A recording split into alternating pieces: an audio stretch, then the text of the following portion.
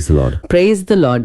ரொம்பவே ஆழமான ஒரு புதிய சிந்தனையை தேடி வந்திருக்க உங்களை இந்த நிகழ்ச்சிக்கு நாங்க அன்போட வரவேற்கிறோம். கண்டிப்பா நம்ம எப்பவும் போல நம்ம பயணத்தை தொடங்குறதுக்கு முன்னாடி ஆண்டவர்கிட்ட நம்மள முழுமையா ஒப்பு கொடுத்து ஜெபிப்போம். தந்தை, மகன், தூயாவியின் பெயராலே ஆமென். எங்கள் அன்பு தந்தையே, இந்த அருமையான நாளுக்காக உமக்கு நன்றி கூறுகிறோம். ஆமென். இன்றைய வாசகம் எங்களுக்கு தரும் மாபெரும் நம்பிக்கைக்காக உமக்கு நன்றி கூறுகிறோம். பழைய வழிகளை மறந்து புதிய படைப்பாக எங்களை மாற்ற நீர் கொடுக்கும் இந்த வாசகத்தின் வாக்குறுதிகளுக்காக நன்றி. ஆமென். இந்த இன்றைய வார்த்தை யூடியூப் சேனலில் இந்த நிகழ்ச்சியை முழுமையாக பார்த்து கொண்டிருக்கும் ஒவ்வொருவருக்காகவும் ஜெபிக்கிறோம். ஆமாம் ஆண்டவரே. ஆண்டவரே, இந்த வாசகத்தின் வழியாக வெளிச்சம் அவர்கள் வாழ்வில் வீசட்டும். வெளிச்சம் வீசட்டும். இந்த நிகழ்ச்சியை பார்க்கும் ஒவ்வொரு நேயருக்கும் உம்முடைய மன்னிப்பும் குணமளிக்கும் வல்லமையும் இரக்கமும் அருளும் கிடைக்க பிரார்த்திக்கிறோம். கண்டிப்பா ஆண்டவரே. அவர்களது குடும்பங்களில் உள்ள இருள் நீங்கி பாவ மன்னிப்பு, குணமளித்தல், உமது எல்லையற்ற இரக்கம் மற்றும் அருள் அவர்களை முழுமையாக ஆட்கொள்ளட்டும். கண்டிப்பா. எவ்வித அடையாளமும் கண்ணுக்கு தெரியாத நேரத்திலும் உமது வார்த்தையை மட்டுமே பற்றி கொண்டு வாழும் ஆழமான விசுவாசத்தை அவர்கள் பெற வேண்டும்.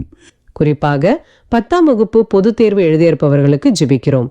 மற்றும் மிஸ்டர் அன்பராசு, மிஸ்ஸஸ் கோகிலா தம்பதியினருக்கு குழந்தை பாக்கியம் கிடைக்க மிக உருக்கமாக ஜெபிக்கிறோம்.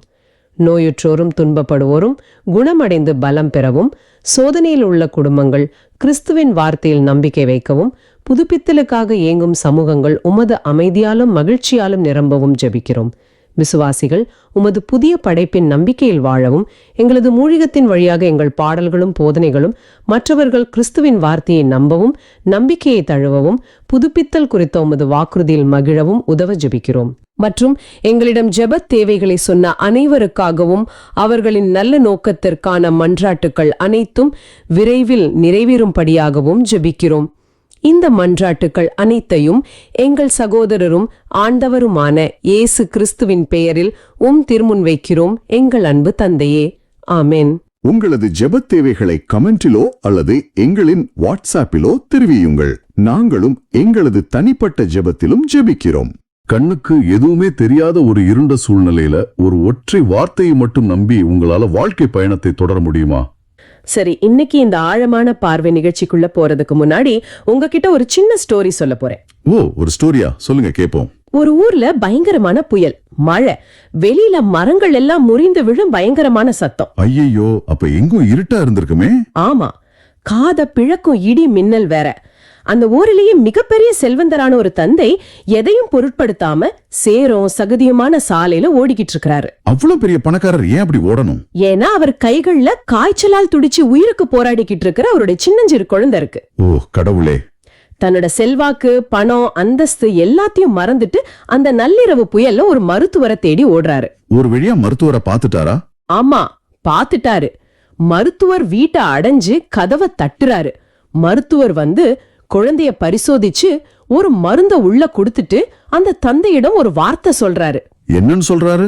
மருந்து வேலை செய்ய தொடங்கிடுச்சு, நீ வீட்டுக்கு செல், உன் குழந்தை பிழைப்பான் அப்படின்னு சொல்றாரு. அப்படியா? அந்த தந்தை என்ன செஞ்சாரு? டாக்டர், நீங்களும் என் கூடவே வாங்கன்னு கூப்பிட்டாரா? அதுதான் இல்ல மருத்துவரே, நீங்களும் என் கூடவே வாங்க, எனக்கு பயமா இருக்கு, அற்புதம் நடக்கிறத நான் என் கண்ணால பாக்கணும் அப்படின்னு எல்லாம் அவர் கொஞ்சம் கூட வற்புறுத்தல. அட, வெறும் அந்த வார்த்தையை மட்டும் நம்பினாரா? ஆமா, மருத்துவர் சொன்ன அந்த ஒற்றை வார்த்தைய முழுமையா நம்புறாரு.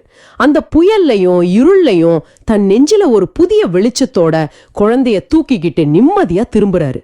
ரொம்ப ஆழமான, அதே சமயம் நம்மள சிந்திக்க வைக்கிற ஒரு ஸ்டோரி இது. கண்டிப்பா. இந்த தந்தையின் அசைக்க முடியாத உறுதியான நம்பிக்கைதான் இன்று நாம பார்க்க போகும் இந்த ஆழமான பார்வையின் மைய கருத்து. இந்த ஆழமான பார்வையின் நோக்கம் என்னவென்றால், யோவான் நற்செய்தியில நாம காணோம் அரசு அலுவலரின் இதே போன்றதொரு அசைக்க முடியாத நம்பிக்கை பத்தி பேச போறோம். அது மட்டும் இல்லாம திருத்தந்தை பிரான்சிஸ் அவங்க ஜபத்து குறித்து கூறிய 3 முக்கியமான நிபந்தனைகள் பத்தியும் பார்க்க போறோம். ஆமா, அதை தொடர்ந்து திருப்பாடல்கள் 30 கூறப்பட்டுள்ள மனிதனின் துயரம் மாறும் அந்த தருணம் மற்றும் இவை எல்லாவற்றுக்கும் மகுடம் வைத்தாற் போல இறைவாக்கினர் எசாயா உரைத்த புதிய படைப்பின் வாக்குறுதி, இதையெல்லாம் தெளிவா அலசப் போகிறோம். சரி, இந்த நிகழ்வின் வரலாற்று பின்னணியை முதல்ல சற்று உற்று நோக்குவோம். யோவான் நற்செய்தி 4ஆம் அதிகாரம் 43 முதல் 54 வரை உள்ள வாசகத்துல கப்பர்நாகுமைச் சேர்ந்த ஒரு அரசு அலுவலரின் மகன் கடுமையாக நோயுற்றிருக்கிறான். கண்ணுக்கு தெரியிற அற்புதங்களை மட்டும் தேடுறதுல இருந்து கண்ணுக்கு தெரியாத கடவுளோட வார்த்தையை முழுசா நம்புற அந்த பயணத்தை பத்தி தான் நாம இன்னைக்கு பேச போறோம். கண்டிப்பா.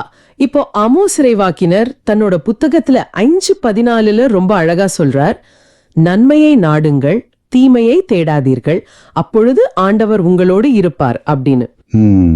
ஆனா இங்க ஒரு கேள்வி வருது, அந்த நன்மை அப்படிங்கிறது உண்மையிலே என்ன? அதுதான் முக்கியமான விஷயம். பல நேரங்கள்ல நாம கடவுள் கிட்டது கிடைக்கிற நன்மைகளை, அதாவது ஆசீர்வாதங்களை மட்டும்தான் நன்மைன்னு நினைச்சுக்கிறோம். ஆனா நம்ம விசுவாச பயணத்துல உண்மையான நன்மை அப்படிங்கிறது கடவுள் மட்டும்தான். ஆமா, பரிசுகளை தேடுறதை விட பரிசுகளை தர்ற அந்த இறைவனையே தேடணும். எக்ஸாக்ட்லி. இத நாம யோவான் நற்செய்தியில ரொம்ப தெளிவா பார்க்கலாம். இயேசு வந்துட்டு சமாரியால இருந்து கலிலேயாவுக்கு பயணம் செய்றார். ஆமா, அங்க ஒரு சுவாரஸ்யமான விஷயம் நடக்குது. ஒரு இறைவாக்கினர் தன்னோட சொந்த ஊர்ல மதிக்கப்பட மாட்டார்னு இயேசுவே சொல்லியிருக்காரு. ஆனா அந்த கலிலேயா மக்கள் அவரை ரொம்ப உற்சாகமா வரவேற்கிறாங்க. அதுக்கு காரணம் என்னன்னு நீங்க நினைக்கிறீங்க? ஏன்னா எருசலேம்ல நடந்த திருவிழாவுல இயேசு செஞ்ச அற்புதங்கள், அடையாளங்கள் எல்லாத்தையும் அவங்க கண்ணால பார்த்தாங்க. அதனாலதான் அந்த வரவேற்பு. கரெக்ட். இயேசுவ அவங்க ஒரு மீட்பரா பார்க்கல, ஒரு அற்புதம் செய்றவரா மட்டும்தான் பார்த்தாங்க. இது எப்படி இருக்குன்னா, ஒரு சிறந்த ஆசிரியரிடம் பாடம் கத்துக்க போகாம அவரு டிவில செஞ்ச ஒரு மேஜிக் ஷோவை பார்த்துட்டு அவரை ரசிக்கிற மாதிரி இருக்கு. ரொம்ப சரியான ஒரு ஒப்பீடு. இன்னைக்கும் நம்மள பல பேர் அப்படித்தானே இருக்கோம். அந்த மேலோட்டமான அற்புதங்களை மட்டும் தேடி ஓடுறோம். ஆனா ஆமோஸ் இறைவாக்கினர் சொல்ற மாதிரி உண்மையான நன்மையை தேடுறமாங்கிறது ஒரு பெரிய கேள்விக்குறிதான். உண்மைதான். இப்போ இந்த நற்செய்தி நிகழ்வுகளை நம்ம இன்னும் கொஞ்சம் ஆழமா போவோம். இயேசு கானாவுக்கு வர்றார். அங்கதானே அவர் தண்ணீரை திராட்சரசமா மாத்தின முதல் அடையாளத்தை செஞ்சார். ஆமா ஆமா, அதே கானா ஊருக்கு தான் வர்றாரு. அந்த நேரத்துல அங்கிருந்து ரொம்ப தூரத்துல இருக்கிற கப்பர்நாகும் அப்படிங்கிற ஊர்ல இருந்து ஒரு அரசு அலுவலர் இயேசுவை தேடி வர்றாரு. ஒரு அரச அலுவலர்னா அவருக்கு நிறைய செல்வாக்கு, பணம் எல்லாம் இருந்திருக்கும் இல்லையா? கண்டிப்பா. ஆனா என்னன்னா, அவரோட மகன் ரொம்ப உடம்பு முடியாம மரணப்படுக்கையில இருக்கார். அந்த அப்பாவோட தவிப்பை கொஞ்சம் யோசிச்சு பாருங்க. தன்னோட பணம், அதிகாரம் எதுவுமே தன் மகனை காப்பாத்தலையேங்கிற ஒரு விரக்தி. இயேசு மட்டும்தான் கடைசி நம்பிக்கைன்னு அவ்வளோ தூரம் பயணம் செஞ்சு கானாவுக்கு வர்றாரு. அதுவும் சாதாரண தூரம் இல்ல. அந்த மலைப்பாதையில தன் மகனுக்காக அவ்வளோ தூரம் ஓடி வர்றார். ஆனா ஒரு அப்பா தன் மகனுக்காக அழுதுகிட்டு வர்றாரு. ஆனால் இயேசு என்ன சொல்றார்? அடையாளங்களையும் அருஞ்செயல்களையும் கண்டாலன்றி நீங்கள் நம்பவே மாட்டீர்கள். இது யோவான் 4:48 இருக்கு. இது கேட்கறதுக்கு கொஞ்சம் கடுமையா தெரியலையா? ஏன் இயேசு அந்த நேரத்துல அப்படி ஒரு சவாலை வைக்கிறாரு? மேலோட்டமா பார்க்கும்போது அது கொஞ்சம் கடினமா தான் தெரியும். ஆனா இயேசு அந்த அப்பாவை மட்டும் பார்த்து அப்படி சொல்லல. அங்க சுத்தி நின்ன ஒட்டுமொத்த கலிலேயா மக்களோட அந்த மேலோட்டமான விசுவாசத்தை பார்த்துதான் அந்த சவாலை வைக்கிறாரு. ஓ, அதாவது அந்த பார்த்தாதான் நம்புவேன் அப்படிங்கிற மனநிலையை ஒரு உடைக்க பாக்குறாரு. கரெக்ட். அடையாளங்களை நம்புற விசுவாசத்திலிருந்து பார்க்காமலேயே நம்புற ஒரு ஆழமான விசுவாசத்துக்கு அவங்களை கொண்டு வர நினைக்கிறார். இத கேட்கிற உங்களுக்கு உங்க வாழ்க்கையில இது எவ்வளவு பொருந்தி போகுதுன்னு யோசிச்சு பாருங்க. நாமளும் பல நேரங்களில் ஆண்டவர்கிட்ட நான் இதை என் கண்ணால பார்த்தாதான் நம்புவேன் அப்படின்னு தானே சொல்றோம். ஆமா, மெடிக்கல் ரிப்போர்ட் உடனே மாறணும், பேங்க் பேலன்ஸ் உடனே ஏறணும்னு எதிர்பார்க்கிறோம். அடையாளங்களை மட்டும் கேட்டுக்கிட்டே இருக்கோம், அவர் பிரசன்னத்துல அமைதியா எடுக்கிறத விட்டுட்டு. கரெக்ட். ஆனா அந்த அரச அலுவலர் என்ன பண்ணார்னு பாருங்க. இயேசு அப்படி சொன்ன உடனே அவர் இயேசு கூட வாக்குவாதம் பண்ணல. நான் ஒரு அரச அலுவலர், என்ன பார்த்து இப்படி சொல்லலாமான்னு கேட்கல.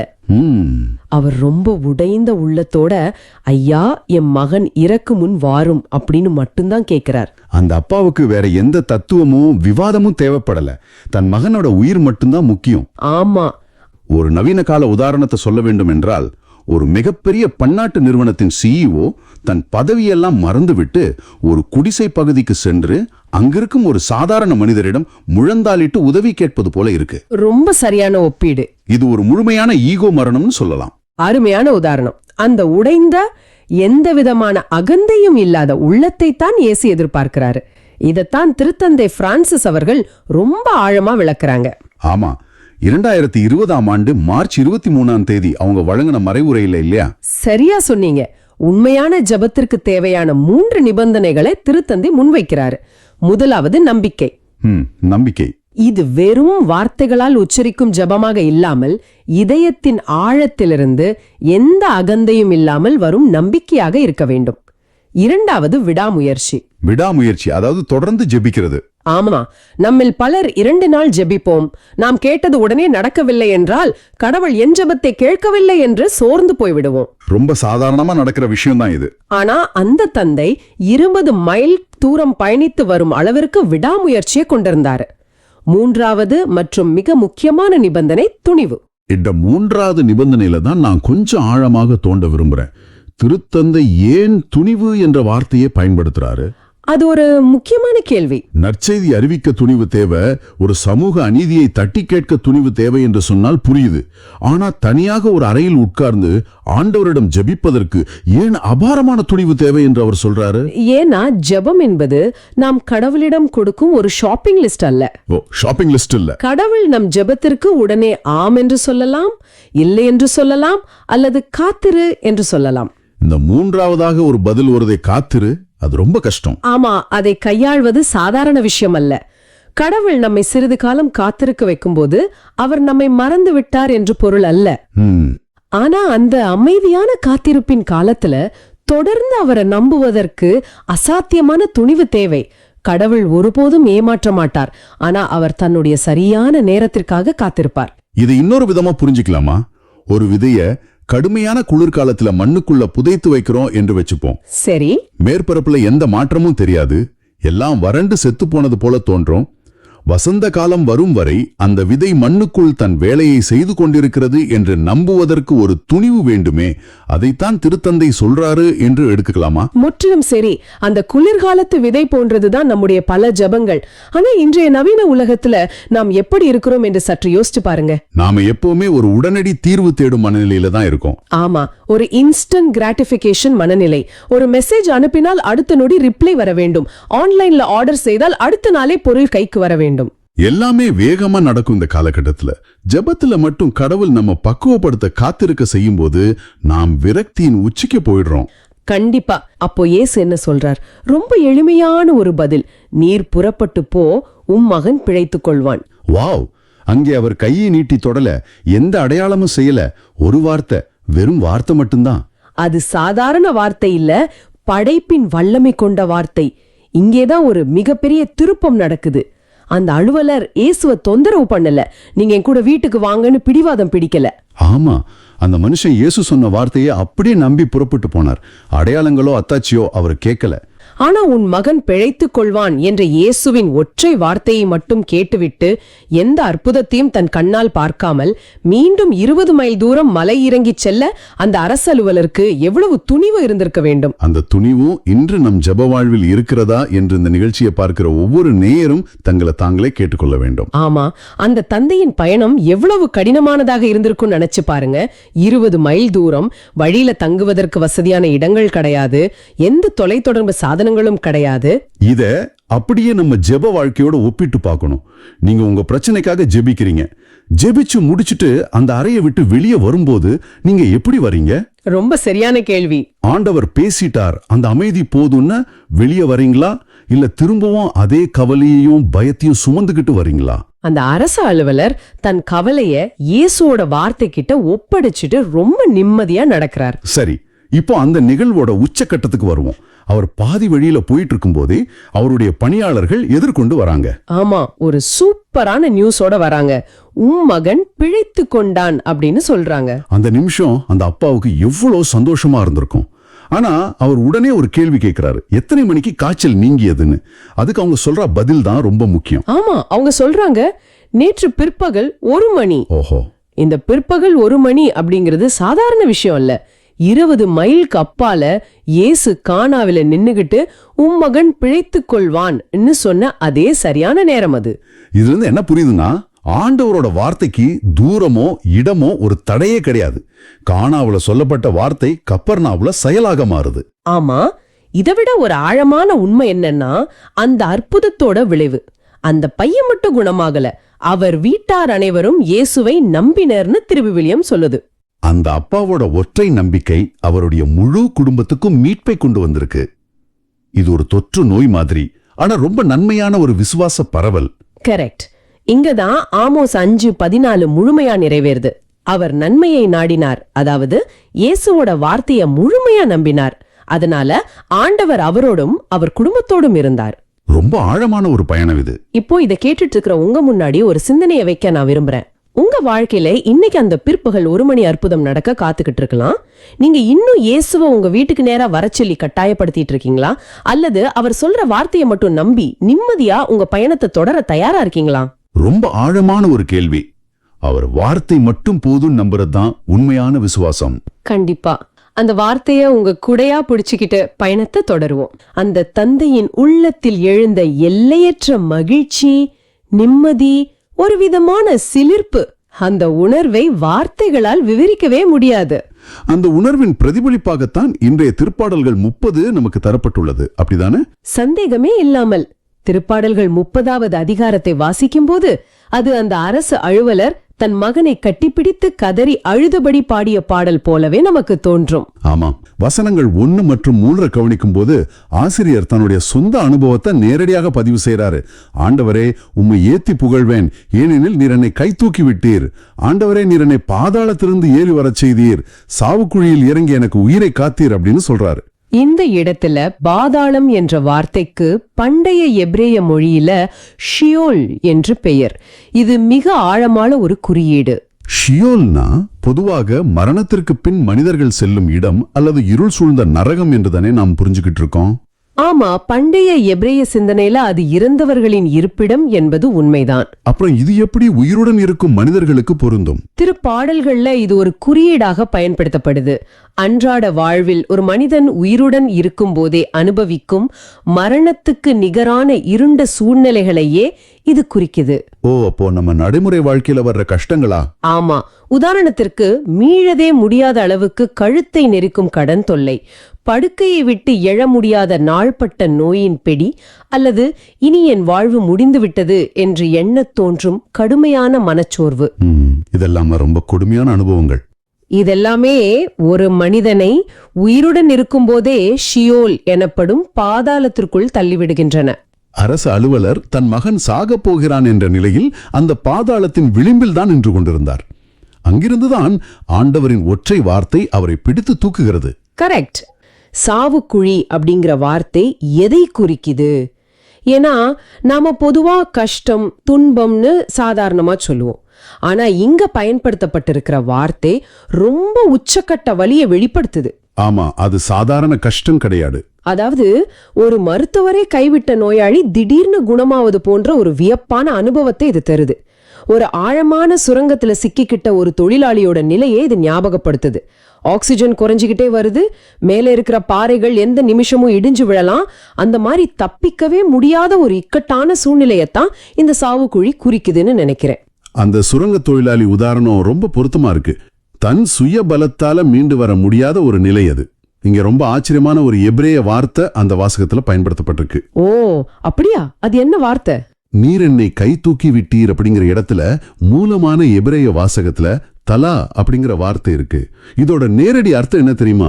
ஒரு ஆழமான கிணத்திலிருந்து ஒரு வாளியில தண்ணீரை முகந்து அந்த தண்ணி கொஞ்சம் கூட சிந்தி விடாம ரொம்ப கவனமா மேல இழுக்கிறது.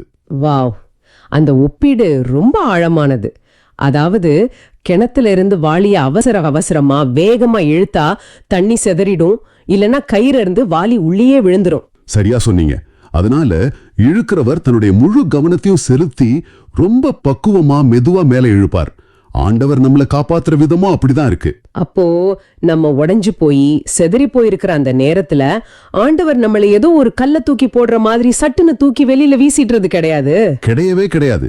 நம்மள ஒரு வாளியை போல ரொம்ப கவனமா நம்ம காயங்கள் இன்னும் அதிகமாயிடக்கூடாதுன்னு ரொம்ப மென்மையாகவும் அதே சமயம் உறுதியாகவும் இருளில் இருந்து மேலே இழுக்கிறார். இத கேட்கும் போதே மனசுக்கு அவ்வளோ ஆறுதலா இருக்கு. அப்போ நாம அந்த வாளி மதி இருப்போம். சில நேரங்கள்ல அந்த இழுவ மெதுவா நடக்கும்போது ஏன் ஆண்டவர் இன்னும் என்ன காப்பாத்தல, ஏன் இவ்ளோ தாமதமாகுதுன்னு நாம பதற்றப்படலாம். ஆமா, அந்த பொறுமை நமக்கு பல நேரங்கள்ல இருக்காது. ஆனா அவர் நம்மள சிதறிடாம காப்பாத்துதான் அந்த மிதுவான கவனமான இழுவைய செய்றார் அப்படிங்கிறது ரொம்ப பெரிய புரிதல். நேர்களே, கொஞ்சம் யோசிச்சு பாருங்க. நீங்களும் கூட இன்னைக்கு ஒரு பெரிய கடன் பிரச்சனையில இருக்கலாம், வெளியே சொல்ல முடியாத குடும்ப போராட்டத்துல இருக்கலாம், அல்லது ஒரு ஆழமான மனச்சோர்வு அப்படிங்கிற குழியில சிக்கியிருப்பதா உணரலாம். உங்களை சுத்தி இருக்கிற பகைவர்கள் அல்லது நீங்க எதிர்கொள்ற அந்த பிரச்சனைகளே உங்களை பார்த்து சிரிக்கிற மாதிரி ஒரு விரக்தியான சூழ்நிலை இருக்கலாம். கண்டிப்பா. ஆனா இந்த வாசகம் உங்களுக்கு சொல்ற செய்தி இதுதான். உங்களை அந்த ஆழமான கிணத்திலிருந்து ஒரு வாளியை போல கவனமா பத்திரமா மேல தூக்க ஆண்டவரின் கரம் காத்து கொண்டிருக்கிறது. உங்களுடைய எந்த சாவுக்குழியும் அவர் தூக்க முடியாத அளவுக்கு ஆழமானதே கிடையாது. அந்த நம்பிக்கைய பிடிச்சுக்கிட்டு மேல வந்த பிறகுதான் நாம ஏன் அந்த குழிக்குள்ள விழுந்தோம் அப்படிங்கிற சுய பரிசோதனைய மனிதர்கள் செய்ய ஆரம்பிக்கிறாங்க. அங்கேதான் கடவுளோட குணாதிசயங்களை பற்றி ஒரு பெரிய புரிதல் ஆசிரியருக்கு கிடைக்குது. அது அடுத்த வசனங்கள்ல வருது இல்லையா? ஆமா, வசனங்கள் 4 மற்றும் 5ல அவர் அதை பதிவு செய்யறாரு. இறையன்பரே, ஆண்டவரை புகழ்ந்து பாடுங்கள். அவரது சினம் ஒரு நொடி பொழுதுதான் இருக்கும், அவரது கருணையோ வாழ்நாள் முழுவதும் நீடிக்கும். மாலையில் அழுகை, காலையிலோ ஆர்ப்பரிப்பு அப்படின்னு சொல்றாரு. இங்கதான் நிறைய பேருக்கு ஒரு பெரிய குழப்பம் வரும்னு நினைக்கிறேன். நேர்கள் சார்பா நான் ஒரு கேள்வியை கேட்க விரும்புறேன். கடவுள் அன்பானவர், அவர் நம்மளை வாளிய போல கவனமா தூக்குற அளவுக்கு இரக்கமுள்ளவர்னு நம்ம இப்பதான் பேசுறோம். ஆமா. அப்போ அவருக்கு ஏன் சினம் வரணும்? நிறைய பேர் தங்களுடைய வாழ்க்கையில கஷ்டம் வரும்போது கடவுள் என் வேலை கோபமா இருக்காரு, அதான் என்ன தண்டிச்சிட்டாருன்னு நினைக்கிறாங்க. அந்த பார்வைக்கும் இந்த வசனம் சொல்ற சினத்துக்கும் என்ன வித்தியாசம்? இது ரொம்ப ரொம்ப முக்கியமான ஒரு கேள்வி. மனிதர்களோட கோபத்துக்கும் கடவுளோட சினத்துக்கும் ரொம்ப பெரிய வித்தியாசம் இருக்கு. மனிதர்களோட கோபம் பழிவாங்கும் நோக்கத்தை கொண்டது. ஆனா கடவுளோட சினம் அப்படிங்கிறது நம்மளை அழிக்கிறதுக்கானது கிடையாது. அது நம்மளை திருத்துவதற்கானதுன்னு சொல்ல வரீங்க? சரியா சொன்னீங்க. அதாவது ஒரு சின்ன குழந்தை தெரியாம நெருப்ப தொட போகும்போது ஒரு தாயோ தந்தையோ பதற்றத்துல அந்த குழந்தையோட கையில அடிச்சு சத்தம் போட்டு தடுப்பாங்க இல்லையா? அந்த இடத்துல இருக்கிற கோபம் அந்த குழந்தைக்கு மேல இருக்கிற வெறுப்பால வந்தது கிடையாது. அது அந்த குழந்தைய காப்பாத்தணும் அப்படிங்கிற அன்பின் வெளிப்பாடு. அந்த தாய் செய் உதாரணம் இந்த இடத்துல கச்சிதமா பொருந்தது. நம்ம தவறான பாதையில போகும்போது, சாவுக்குழியை நோக்கி நாமே நடந்து போகும்போது அதை தடுப்பதற்காக வருகிற ஒரு திருத்தும் உணர்வு தான் கடவுளின் சினம். ஆஹா, அருமையான விளக்கம். இதை இன்னும் தெளிவா புரிஞ்சுக்க எபிரேய கவிதைகளோட கட்டமைப்பை நம்ம கவனிக்கணும். ஆசிரியர் இங்க 2 எதிரெதிரான வார்த்தைகளை பயன்படுத்துறார். அதாவது கான்ட்ராஸ்டிங் வார்த்தைகளா? ஆமா. நொடிப்பொழுது அப்படிங்கிறதுக்கு எபிரேய வாசகத்துல ரெகா அப்படின்னும், வாழ்நாள் அப்படிங்கிறதுக்கு ஹையிம் அப்படின்னு சொல்றாங்க. ரெக்கா மற்றும் ஹையிம், இந்த ரெண்டுக்கும் இடையில இருக்கிற கால வித்தியாசத்தை வச்சு கடவுளோட கோபத்தையும் அன்பையும் அவர் அளவிடுறாரா? அதேதான். இந்த 2 வார்த்தைகளுக்கும் இடையேயான பிரம்மாண்டமான வித்தியாசத்தை பாருங்க. ரெக்கா அப்படிங்கிறது கண்மிமிக்கும் நேரம், ஒரு சின்ன நொடி பொழுது. கடவுளோட கோபம் அப்படிங்கிறது அந்த ஒரு நொடி மட்டும்தான். ஆனா அவரோட கருணை அன்பு அப்படிங்கிறது ஹையிம், அதாவது உங்களுடைய மூச்சு இருக்கிற வரைக்கும் உங்களுடைய வாழ்நாள் முழுவதும் தொடர்வது. ஒரு நொடிய ஒரு முழு வாழ்நாளோட ஒப்பிட்டு பார்க்கும்போது அந்த கோபம் எவ்வளவு சிறியது, அந்த அன்பு எவ்வளவு பெரியதுன்னு நமக்கு தெளிவா புரியுது. இந்த இடத்துல வர அடுத்த வரி என்ன ரொம்பவே சிந்திக்க வைக்குது. மாலையில் அழுகை, காலையிலோ ஆர்ப்பரிப்பு. இத கவிதை நடையில படிக்கும்போது ரொம்ப அழகா இருக்கு. ஆனா இத ஒரு உருவகமா பார்த்தா இதுக்குள்ள இருக்கிற அர்த்தம் ரொம்ப பெருசு. எப்படி பாக்குறீங்க அத? அந்த அழுகைய நான் ஒரு வழிபோக்கனா, ராத்திரி நேரத்துல நம்ம வீட்டுல வந்து தங்குற ஒரு விருந்தாளியா பாக்குறேன். அந்த விருந்தாளி உருவகத்தை இன்னும் கொஞ்சம் விவரிங்க. அது எப்படி இந்த வசனத்தோட பொருந்தது?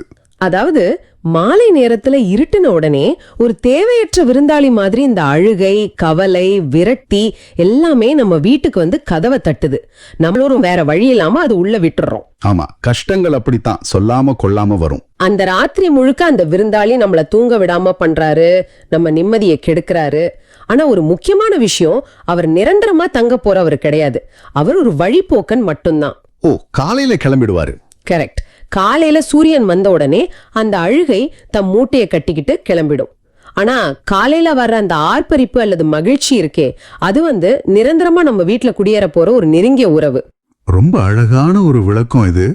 தற்காலிகமான அந்த வலிய நிரந்தரமான சந்தோஷம் இடமாற்றம் செஞ்சிடும் அப்படிங்கிற ஆழமான உண்மை இது சுட்டி காட்டுது. இதை நம்ம அன்றாட வாழ்க்கையோட பொருத்தி பார்க்கணும். கண்டிப்பா. நேர்களே, நீங்க எல்லாரும் இந்த நோன்பு காலத்துல பலவிதமான கடினமான தருணங்களை, தனிப்பட்ட சிலுவை பாதைகளை கடந்து போயிட்டு இருக்கலாம். உங்களுடைய வாழ்க்கையில நீங்க சிந்தும் கண்ணீர், ஏன் எனக்கு மட்டும் இந்த சோதனைன்னு நீங்க தூங்காம தவிக்கும் அந்த இரவுகள் எல்லாமே உங்களை ரொம்பவே சோர்வடைய செய்யலாம். அந்த நேரத்துல எல்லாமே முடிஞ்சு போச்சுன்னு தோணும். ஆனா இந்த திருப்பாடல் உங்களுக்கு தரும் வாக்குறுதி இதுதான். அந்த இரவுகள் நிரந்தரமானவை அல்ல. உங்களை வாட்டும் அந்த துன்பம் ஒரு தற்காலிக பயணி மட்டும்தான். விடியல் நிச்சயம் வரும். காலையில அந்த ஆர்ப்பரிப்பு காத்துக்கிட்டு இருக்கு. இந்த விடியல் வரும்போது அந்த மகிழ்ச்சி சாதாரண ஒரு புன்னகையா மட்டும் இருக்காது. அது எப்படிப்பட்ட ஒரு மாபெரும் விடுதலையா மாறும் அப்படிங்கறத இந்த திருப்பாடலோட அடுத்த பகுதியில ஆசிரியர் ரொம்ப சிறப்பா சொல்லியிருக்காரு இல்லையா? ஆமா, அது திருப்பாடல்கள் 30 வசனங்கள் 10-12 வரைக்கும் இருக்கு. ஆண்டவரே எனக்கு செவிசாயும், ஆண்டவரே எனக்கு துணையாக இரும். நீர் என் புலம்பலை களி நடனமாக மாற்றிவிட்டீர். என் கடவுளாகிய ஆண்டவரே உமக்கு என்றென்றும் நன்றி செலுத்துவேன் அப்படின்னு முடியுது. இந்த வசனங்களை படிக்கும்போது ஒரு மனிதர் கடவுள்கிட்ட எவ்வளவு நெருக்கமா எந்த விதமான திரையும் இல்லாம பேசுறார் அப்படிங்கிறது ரொம்ப ஆச்சரியமா இருக்கு. அவரோட அந்த வெளிப்படைத்தன்மை ரொம்ப முக்கியம் இங்க. எனக்கு செவிசாயும் துணையாக இரும்னு ரொம்ப உரிமையோடு ஒரு குழந்தை தான் அப்பா கிட்ட கேக்குற மாதிரி கேக்குற அந்த துணி எந்த ஒரு பாசாங்கம் இல்லாத ஒரு உண்மையான ஜெபத்தை காட்டுது. உண்மையான ஜெபம் அப்படிங்கிறது அதுதான். நம்ம வலிகளை பலவீனங்களை மறைக்காம இருக்கிறதே இருக்கிறபடியே ஆண்டவர்கிட்ட கொட்டுறது. இங்க நாம ரொம்ப முக்கியமா கவனிக்க வேண்டிய ஒரு வார்த்தை புலம்பல். புலம்பல்னா சும்மா அழுதுட்டு இருக்கிறது கிடையாது இல்லையா? இல்ல, விவிலிய காலங்கள்ல புலம்பல் அல்லது துக்கம் கொண்டாடுறது அப்படிங்கறது நாம இப்ப பண்ற மாதிரி 4 பேத்துக்கு தெரியாம அறைக்குள்ள உட்காந்து 2 சொட்டு கண்ணீர் விடுற விஷயம் கிடையாது. அது ஒரு முழுமையான உடல் ரீதியான சமூக ரீதியான வெளிப்பாடு. நிறைய இடங்கள்ல கோணிப்பையை உடுத்தி கொண்டு சாம்பலை தூவி கொண்டுன்னு படிச்சிருக்கோம். அந்த அளவுக்கு தங்களுடைய துக்கத்தை வெளிப்படையா காட்டுவாங்க. கோணிப்பை அப்படிங்கிறது ரொம்ப சொரசொரப்பான உறுத்தக்கூடிய ஒரு துணி. ஒருத்தர் தன் வாழ்க்கையில ரொம்ப ஆழமான துக்கத்துல விரக்தியில இருக்கும்போது தங்களோட வழக்கமான ஆடைகளை கிழிச்சு போட்டுட்டு இந்த கோணிப்பைய உடுத்திக்குவாங்க. அது உடுத்தவே ரொம்ப கஷ்டமா இருக்குமே. ஆமா, அது ஒரு அகோரமான வலி. தலையில சாம்பல் அள்ளி போட்டுட்டு தரையில உட்கார்ந்து சத்தமா அழுது தங்களோட ஆழ்ந்த வலியை வெளிப்படுத்துவாங்க. அந்த நிலையில அவங்களுடைய மொத்த அடையாளமுமே அந்த துக்கமா தான் இருக்கும். அதை கேட்கும் போதே அந்த வலி எவ்வளவு கிரூரமானதுன்னு புரியுது. அப்படிப்பட்ட ஒரு ஆழமான துக்கத்துல இருக்கிற மனிதனை பார்த்து ஆண்டவர் என்ன பண்றாரு அப்படிங்கறது தான் இங்க திருப்பம். அவர் என்ன செய்யறாருன்னு நீங்க நினைக்கிறீங்க? அவரு சும்மா பக்கத்துல வந்து தட்டி கொடுத்து சரி விடுப்பா எல்லாம் சரியாயிடும் அழாதன்னு ஒரு வார்த்தை ஆறுதல் மட்டும் சொல்லல. அவர் அதை முற்றிலுமாக ஒரு களி நடனமாக, அதாவது ஒரு ஜாய்ஃபுல் டான்ஸாக உருமாற்றுகிறார்னு ஆசிரியர் சொல்றாரு. அந்த உருமாற்றம் ரொம்ப பிரம்மாண்டமானது. ஆண்டவர் அந்த துக்கத்தோட அடையாளமான கோணிப்பைய உருண்டு போட்டுவிட்டு மகிழ்ச்சி அப்படிங்கிற ஆடையை உடுத்துறாரு. தரையில சாம்பலோட சுருண்டு கிடந்தவன கையை பிடிச்சு தூக்கி எழுந்து நின்று ஆனந்தமா நடனமாட வைக்கிறாரு. வாவ்! இது ஏதோ ஓரளவுக்கு மனசு தேர்ந்த நிலை கிடையாது. இது துக்கத்துக்கு நேர் எதிரான முழுமையான திளைத்து போகிற ஒரு கொண்டாட்டம். அதாவது ஒருத்தரோட அழுகையை நிறுத்துறது ஒரு விஷயம், ஆனா அந்த அழுகையை நடனமா மாத்துறது அப்படிங்கிறது ஆண்டவரால மட்டுமே முடிகிற ஒரு காரியம். அதனாலதான் ஆசிரியர் கடைசியா உமக்கு என்றென்றும் நன்றி செலுத்துவேன் அப்படின்னு சொல்றாரு. கண்டிப்பா. ஏன்னா தன் சாவு குழியிலிருந்து தூக்கி தன் புலம்பல நடனமா மாத்தின அந்த கடவுளை அவரால மறக்கவே முடியாது. அந்த நன்றி உணர்வு 1 நாள் 2 நாள் இல்ல, அவர் வாழ்நாள் முழுக்க, அதாவது இந்த ஹையீம் முழுவதும் தொடருது. சரியா சொன்னீங்க. இந்த களி நடனம் அப்படிங்கிறது வெறும் சந்தோஷத்தோட வெளிப்பாடு மட்டும் கிடையாது. அது கடவுள் மேல இருக்கிற முழுமையான நம்பிக்கையோட அடையாளம். என் சூழ்நிலை இன்னும் முழுசா மாறாம இருக்கலாம், ஆனா என் ஆண்டவர் என்னை காப்பாத்துவார் அப்படிங்கிற அந்த அசைக்க முடியாத விசுவாசத்திலிருந்து பிறக்கிற நடனம் அது. ஆண்டவர் நம்மளை குழியிலிருந்து தூக்குவது மட்டும் அவரோட வேலை கிடையாது. நம்மளை புது மனுஷனா சந்தோஷத்துல நிரம்பி வழியிற நிலைவாழ்வின் நம்பிக்கையை கொண்ட ஒரு மனிதரா மாற்றுவதுதான் அவரோட நோக்கம். அதைத்தான் இந்த திருப்பாடல் நமக்கு ஒவ்வொரு வசனம் மூலமாவும் ஆழமா உணர்த்துது. ரொம்பவே உண்மையான வார்த்தைகள். நேயர்களே, இன்னைக்கு இந்த திருப்பாடல்கள் 30 மூலமா நம்மள சாவு குழியிலிருந்து வாளிய போல கவனமா மீட்கிற கடவுளின் கரம், இரவின் அழுகையை மாற்றி காலையின் ஆர்ப்பரிப்பை தரும் அவரோட வாழ்நாள் கருணை, அப்புறம் நம்மளோட புலம்பல களி நடனமா மாற்ற அவரோட வல்லமை, இத பத்தி எல்லாம் ரொம்ப ஆழமா விவாதிச்சோம். இந்த விவாதம் கண்டிப்பா பலருக்கு ஒரு புதிய வெளிச்சத்தை கொடுத்திருக்கோம். இதையெல்லாம் தாண்டி நான் உங்ககிட்ட ஒரு ஆழமான கேள்வியை வைக்க விரும்புறேன்.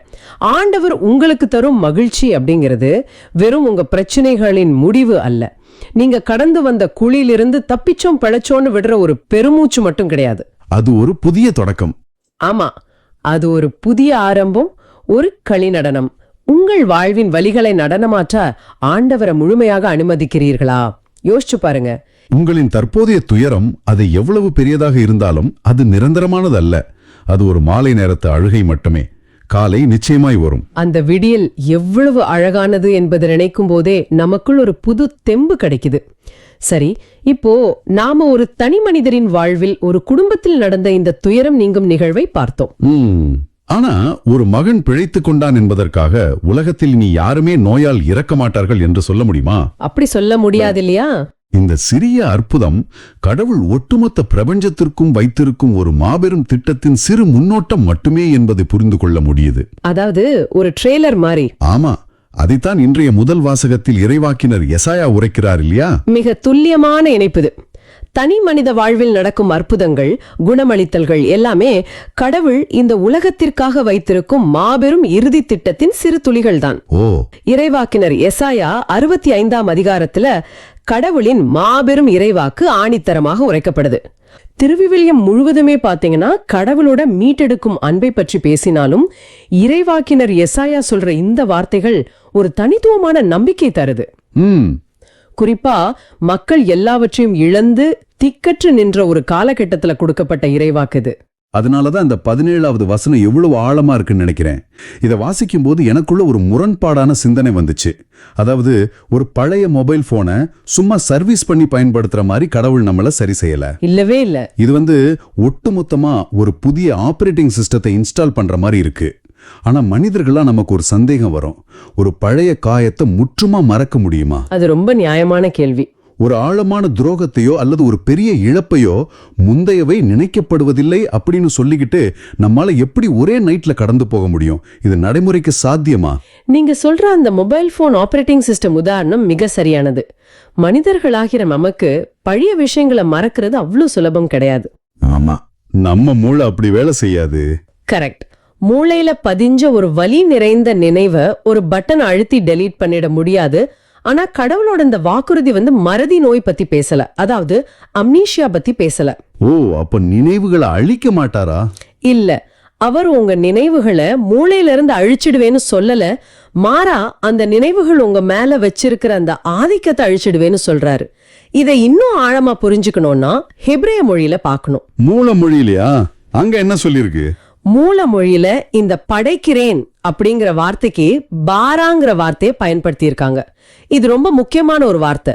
பாரா அப்படின்னா அது சாதாரணமான ஒரு உருவாக்கத்தை குறிக்கலையா? கிடையாது.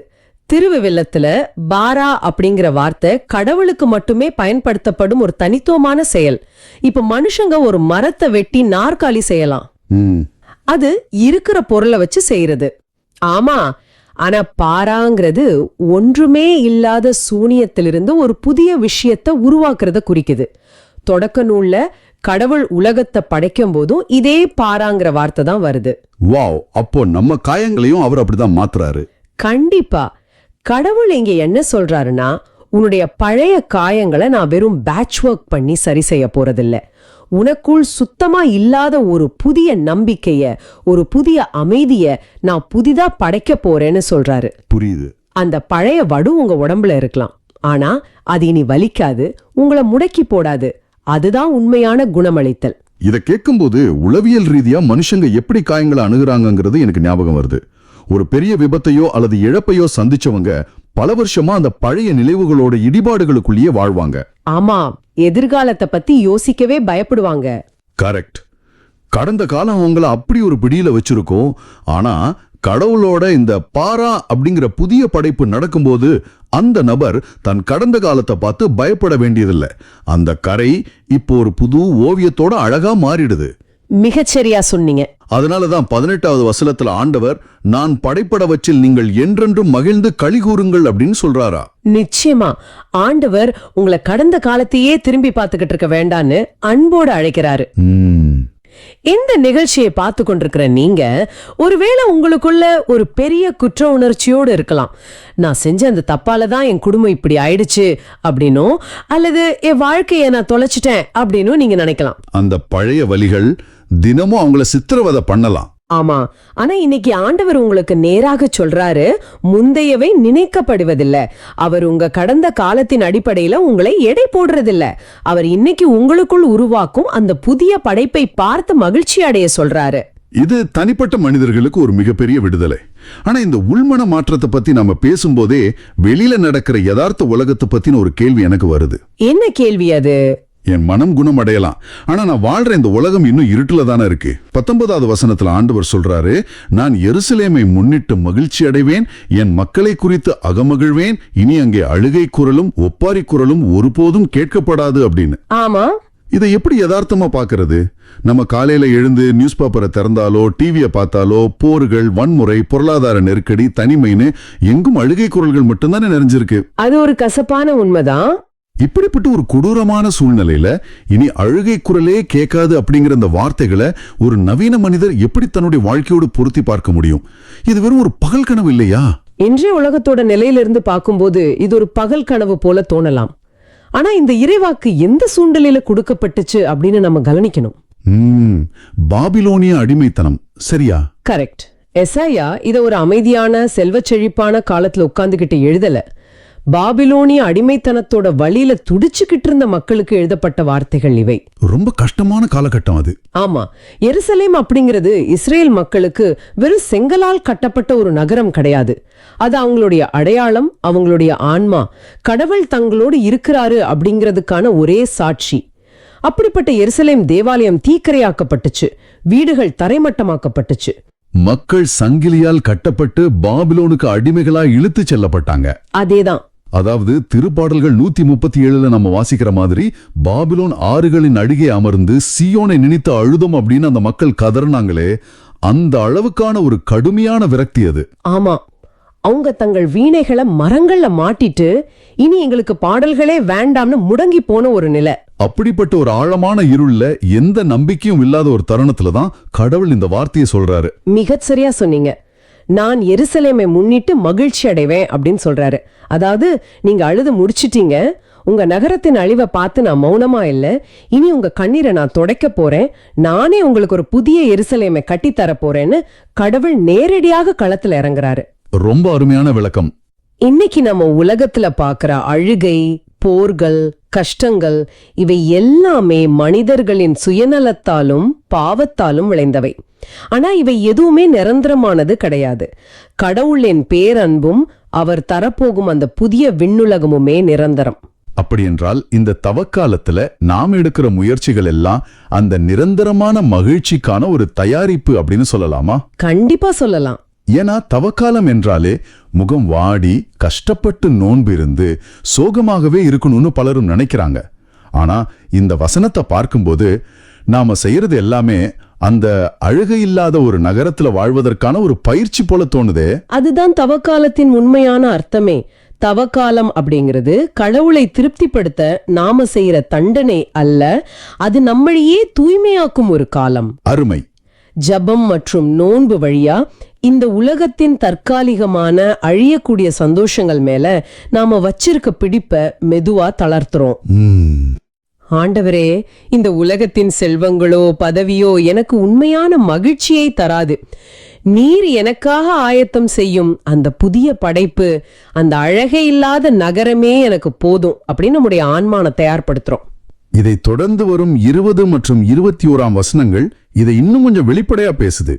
100 வயசுல இழக்கிறவர் கூட இளைஞரா கருதப்படுவார் அப்படிங்கிறது ஏதோ ஒரு இளமை நீரூற்று கதைய போல இருக்கே. அப்படி ஒரு ஃபீல் வருதானே? எந்த ஒரு மனிதனும் ஐயோ என் வாழ்க்கை முழுமையடையலையேங்கிற ஏக்கத்தோட மறிக்க மாட்டான்.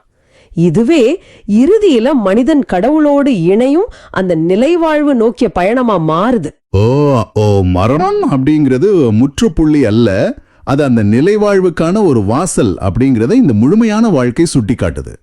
மிகச் சரியா புரிஞ்சுக்கிட்டீங்க. ஆனா இந்த 21வது வசனத்துல உள்ள அந்த 2வது பகுதி இருக்கே, அவர்கள் வீடுகள் கட்டி குடியிருப்பார்கள், திராட்சை நட்டு பழங்களை உண்பார்கள், இது எனக்கு ரொம்ப நெருக்கமா படுது. ஏன் அப்படி தோணுது? ஏன்னா இது அன்றாட மனிதனோட உழைப்பை பத்தி பேசுது.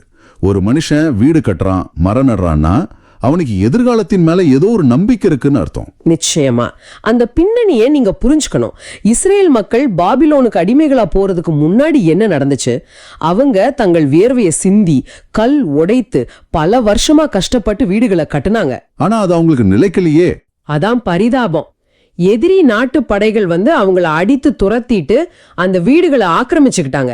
அவங்க வெயில்ல காய்ஞ்சு திராட்சை செடிகளை நட்டு வளர்த்தாங்க. ஆனா அதோட பழங்களை அறுவடை செய்யற நேரத்துல வேறொருத்தன் வந்து அதை கொள்ளையடிச்சிட்டு போனான். ரொம்ப கொடுமையான ஒரு சூழ்நிலை.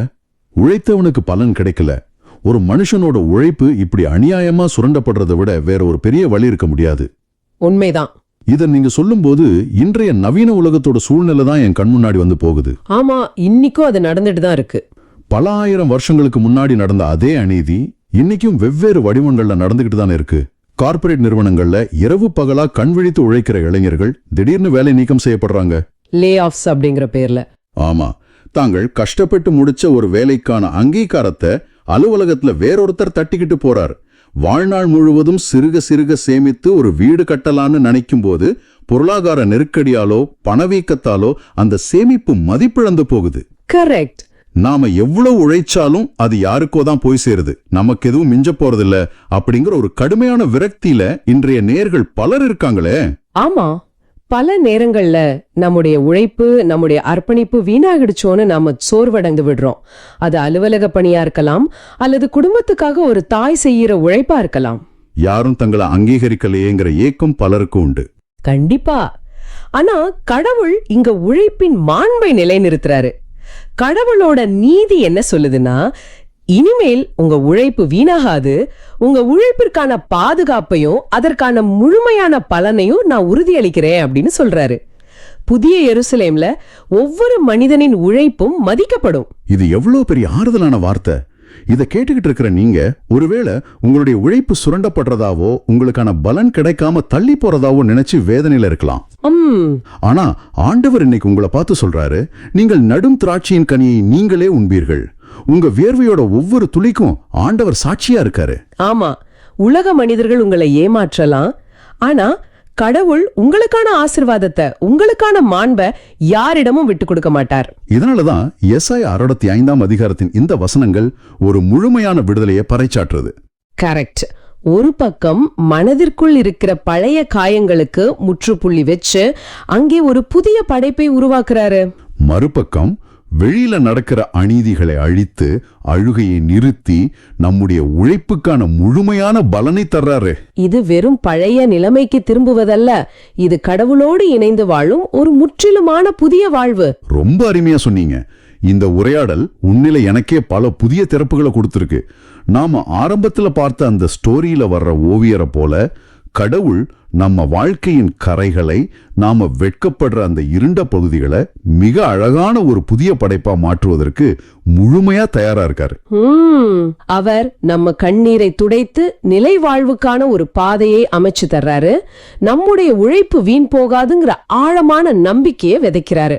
நிச்சயமா இந்த தவக்காலத்துல நாமும் நம்முடைய பழைய பாவங்களை, தோல்விகளை இறக்கி வச்சுட்டு கடவுள் தரும் இந்த புதிய ஆபரேட்டிங் சிஸ்டம், இந்த புதிய படைப்பை முழு மனதோடு ஏத்துக்கணும். ஆமா, ஆண்டவர் நமக்காக ஒரு புதிய விண்ணுலகையும் மண்ணுலகையும் உருவாக்கும் போது நாம அதை பார்த்து மகிழ தயாரா இருக்கணும். மிக அருமையா சொன்னீங்க. கொஞ்சம் ஆழமா யோசிச்சு பாருங்க. நாம இன்னும் நம்முடைய பழைய காயங்கள், கசப்புகள் அப்படிங்கிற அந்த இடிபாடுகளுக்குள்ளேயே வாழ்ந்துட்டு இருக்கோமா, அல்லது கடவுள் இன்னைக்கு நமக்கு வழங்குற இந்த புதிய படைப்பின் கட்டுமான பணிகள்ல அவரோடு இணைந்து உழைக்க தயாரா இருக்குமா?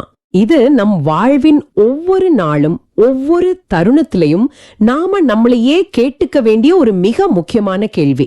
தொடக்க நூல்ல கடவுள் உலகை படைத்த போது எல்லாமே முழுமையாகவும் அழகாகவும் இருந்தது.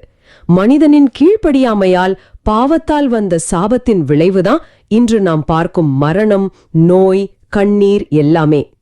அப்போ அந்த சாபத்தை எப்படி நீக்கிறது? அந்த சாபத்தை முழுமையாக நீக்கி முழுமையான மீட்பை இயேசு கிறிஸ்து வழியாக கடவுள் மீண்டும் வழங்குறாரு. இந்த இறைவாக்கு பாலைவனம் போன்ற கஷ்டங்களை சந்திக்கும் மனிதர்களுக்கு ஒரு மாபெரும் நற்செய்தி. அதாவது, நீங்கள் கட்டும் வீட்டை வேறொருவன் ஆக்கிரமிக்க மாட்டான், உங்களின் உழைப்பின் பலனை நீங்களே அனுபவிப்பீர்கள் என்று கடவுள் உறுதியளிக்கிறாரு. ஆமா, இது என்றோ நாம் மரித்த பிறகு விண்ணுலகில் நடக்கப் போகும் ஒன்று மட்டுமல்ல. அப்படியென்றால் அந்த புதிய படைப்பு என்பது இங்கேயே இப்போதே தொடங்கிவிட்டது என்று சொல்ல வர்றீங்களா? இயேசு அந்த அரசு அலுவலரின் மகனை குணமாக்கிய நிகழ்வு அந்த புதிய படைப்பு இந்த பூமியில் நுழைந்து விட்டது என்பதற்கான அடையாளம் என்கிறீர்களா? சரியாக பிடித்து விட்டீர்கள். கடவுளின் அரசு இங்கேயே தொடங்கிவிட்டது. ஆனா இங்குதான் நம்ம மிக கவனமாக இருக்க வேண்டும். ஏன், என்ன செய்யணும் நாம? இந்த புதிய படைப்பில் நாம் முழுமையாக பங்கு பெறுவதற்கும் அதை அனுபவிப்பதற்கும் நாம செய்ய வேண்டிய ஒரு முக்கியமான பொறுப்பு இருக்கு. வெறும் பார்வையாளர்களாக நாம் இருந்துவிட முடியாது. ஓ, நாமளும் ஏதோ செய்யணும். அது என்ன பொறுப்பு? அதைத்தான் நற்செய்தி வாசகத்திற்கு முன் வாசிக்கப்படும் ஆமோஸ் 5ஆம் அதிகாரம் 14ஆம் வசனம் மிக தெளிவாக கூறுது. நன்மையை நாடுங்கள், தீமையை தேடாதீர்கள், அப்பொழுது ஆண்டவர் உங்களோடு இருப்பார். இதுதான் நாம் கடக்க வேண்டிய பாலம். இது வெறும் ஒரு ஒழுக்க நெறிமுறை மட்டுமல்ல, இது ஒரு செயல்பாட்டுக்கான அழைப்பு என்று புரியுது. நன்மையை நாடுங்கள் என்பது நாம் புதிய படைப்பில் பங்கு பெறுவதற்கான நுழைவுச்சீட்டு போல செயல்படுது. கண்டிப்பா. நாம் ஒருபுறம் தீமையான காரியங்களில் சுயநலமான செயல்களில் ஈடுபட்டு கொண்டு மறுபுறம் கடவுளின் ஆசீர்வாதத்தையும் புதிய படைப்பின் மகிமையையும் எதிர்பார்க்க முடியாது இல்லையா? ஆமா, ரெண்டும் ஒன்னா பயணிக்க முடியாது. நன்மையை நாடுவது என்பது நாம் எடுக்கும் ஒவ்வொரு சிறிய முடிவிலும் இருக்கு. நாம நம் குடும்பத்தில் எப்படி பேசுறோம், நம் பணியிடத்தில் எப்படி நேர்மையாக இருக்கிறோம் என்பதை பொறுத்தது. மிக அருமையான விளக்கம். அரசு அலுவலர் தன் மகனுக்காக நன்மையை நாடி தன் அகந்தையை விட்டுவிட்டு இயேசுவிடம் வந்தாரு. இயேசுவின் வார்த்தையை நம்பினாரு. அது ஒரு நன்மை. 20 மைல் தூரம் இருளில் நடப்பதற்கு துணிந்தாரு. அது ஒரு நன்மை. நாமும் நம் வாழ்வில் நன்மையை நாடும்போது, தீமையை விட்டு விலகும்போது நாம் வெறும் மனிதர்களாக மட்டும் வாழ்வதில்லை. ஆமா, கடவுளின் புதிய படைப்பின் கருவிகளாக மாறுகிறோம். நம்முடைய தனிப்பட்ட வாழ்வின் இருள் நீங்கி நிலை வாழ்வுக்கான ஒளி பிறக்கிறது. இன்றைய இந்த ஆழமான பார்வை நிகழ்ச்சியை நாம் முழுமையாக தொகுத்து பார்த்தால் திருவிவிலியம் நமக்கு கற்றுத்தரும் பாடம் மிக தெளிவானது. என்ன பாடம்? அரசு அலுவலரின் ஈகோ இல்லாத ஆழமான நம்பிக்கையும், திருத்தந்தை பிரான்சிஸ் குறிப்பிடும் காத்திருப்பதற்கான துணிச்சலும், திருப்பாடல் ஆசிரியரின் இருளிலிருந்து மீண்ட நெஞ்சார்ந்த நன்றி உணர்வும், இறைவாக்கினர் எசாயா காட்டும் புதிய உலகத்தின் வாக்குறுதியும் ஒன்றுக்கொன்று பிரிக்க முடியாதபடி பின்னைப்படத்துள்ளன. ரொம்ப அழகா தொகுத்து சொன்னீங்க. கடவுளின் ஒற்றை வார்த்தை நம் வாழ்வின் ஷியோல் எனப்படும் பாதாள இருளை ஒழித்து நன்மையை நாடும் ஒரு புதிய பாதையை காட்டும் வல்லமை படைத்தது. ஆமா, அந்த புதிய பாதையில் நடப்பதற்கு நமக்கு தேவையானது எந்த சூழ்நிலையிலும் ஆண்டவரின் வார்த்தை பொய்க்காது என்ற ஆழமான நம்பிக்கையும் நோன்பிருந்து காத்திருப்பதற்கான துணிவும் மட்டுமே. உண்மைதான். அவர் கொடுக்கும் புதிய படைப்பின் வாக்குறுதி நம் உடைந்த உலகத்திற்கு மாபெரும் மருந்து. இறுதியாக இந்த நிகழ்ச்சியை பார்த்து கொண்டிருக்கும் ஒவ்வொருவருக்கும் ஒரு சவாலான சிந்தனையை முன்வைக்க விரும்புகிறேன். சொல்லுங்க. இன்று உங்கள் வாழ்வில் நோயுற்றிருக்கும் அந்த மகன் எது? அது ஒருவேளை உங்கள் உடல்நலமாக இருக்கலாம், சீர்குலைந்த உங்கள் குடும்ப உறவாக இருக்கலாம், அல்லது உங்களை இருளில் தள்ளும் பொருளாதார நிலையாக இருக்கலாம். இப்படிப்பட்ட சூழ்நிலையில் வானத்திலிருந்து உடனடியாக ஒரு மேஜிக் நடக்க வேண்டும், கண் முன்னே அடையாளங்கள் தெரிய வேண்டும் என்று காத்து கொண்டிருக்கிறீங்களா? அல்லது இயேசுவின் நற்செய்தி வார்த்தையை மட்டும் இறுக பற்றி கொண்டு அவர் சொன்ன அந்த சரியான வேலைக்காக காத்திருக்கும் துணிவு உங்களுக்கு இருக்கிறதா? ரொம்ப ஆழமான ஒரு கேள்வி இது. இன்று இதை சற்று ஆழமாக சிந்தித்து பாருங்க. உங்கள் வாழ்வில் இருள் சூழ்ந்திருப்பது போல, குளிர்காலத்தில் புதைக்கப்பட்ட விதை போல நீங்கள் உணரலாம். ஆனா மாலையில் அழுகை என்றால் காலையில் ஆர்ப்பரிப்பு நிச்சயம் வரும். அந்த ஒற்றை வார்த்தையை நம்பி நம்பிக்கையோடு புறப்படுங்கள். கண்டிப்பா நேயர்கள் இத சிந்திச்சு பாப்பாங்கன்னு நம்புறேன். இந்த ஆழமான பார்வை உங்களுக்கு பயனுள்ளதாக இருக்குதுன்னு நினைச்சா மத்தவங்களுக்கு இந்த வீடியோவை ஷேர் பண்ணுங்க. நற்செய்தியின் தூதராக இறையாட்சியை எடுத்துரைங்க. நன்றி. ஆமா, நற்செய்தியை எல்லாருக்கும் கொண்டு சேர்ப்போம். மீண்டும் நாளை சிந்திப்போம். இந்த நாள் இனிதாக அமைய வாழ்த்துக்கள். இயேசுவுக்கே புகழ். அன்னை மரியே வாழ்க. இயேசுவுக்கே புகழ். அன்னை மரியே வாழ்க.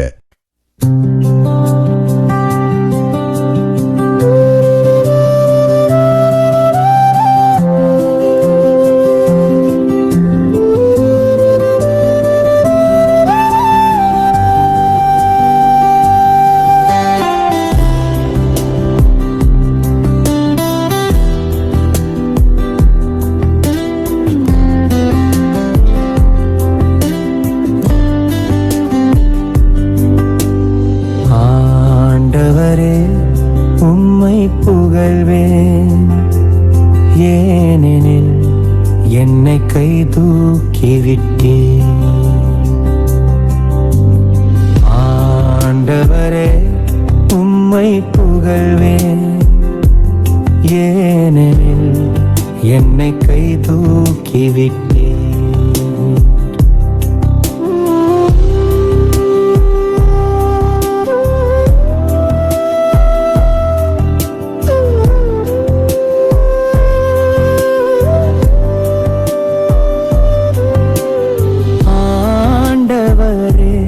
உம்மை ஏத்தி புகழ்வேன், ஏனெனில் நீர் என்னை கை தூக்கிவிட்டீர். என்னை கண்டு என் பகைவர் மகிழ நீர் விடவில்லை. ஆண்டவரே நீர் என்னை பாதாளத்தில் இருந்து ஏறி வரச் செய்தீர். சாவுக்குழியில் இறங்கியே எனது உயிரை காத்தீர். ஆண்டவரே உம்மை புகழ்வேன், ஏனெனில் என்னை கை தூக்கிவிட்டீர்.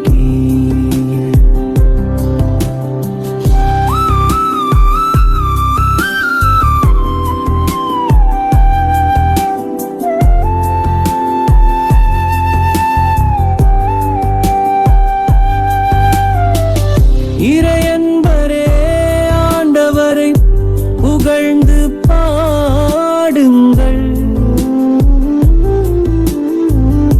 தூயவராம் அவரை நினைந்து நன்றி கூறுங்கள்.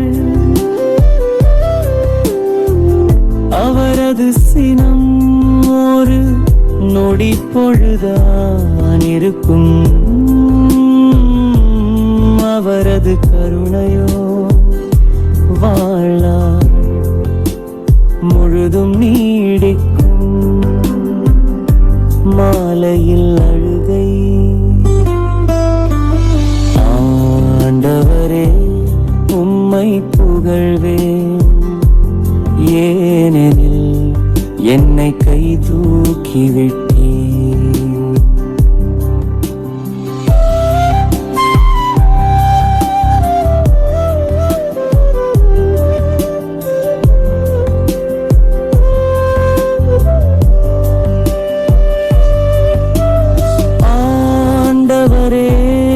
எனக்கு செவிசாயும் என் மீது இறங்கும்.